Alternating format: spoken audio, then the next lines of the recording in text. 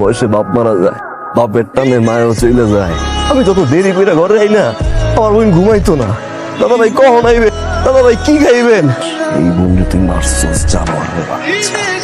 শিক্ষক ছাত্রী সন্তানের মতো সন্তানকে দর্শন করলি, মারলি কেন?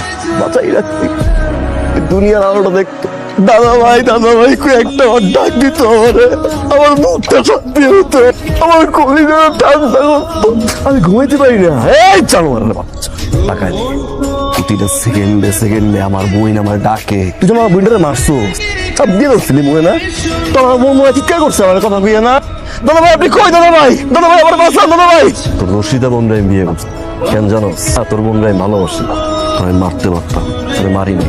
আমি তোর বোনরে বিয়ে করছি খালি একটা কারণে, তাহলে তুই একটা সেকেন্ডে আমি তোরে চালাইয়া পড়াইয়া মারব। জানোয়ারের বাচ্চা, আর প্রতিটা সালাম তোর জন্য এক একটা জুতার বাড়ি, এক একটা সালাম তোর জন্য জুতার বাড়ি। আসি ভাইয়া, আসসালামু আলাইকুম। প্রতিটা সালাম তোর জন্য এক একটা জুতার বাড়ি, এক একটা সালাম তোর জন্য এক একটা জুতার বাড়ি।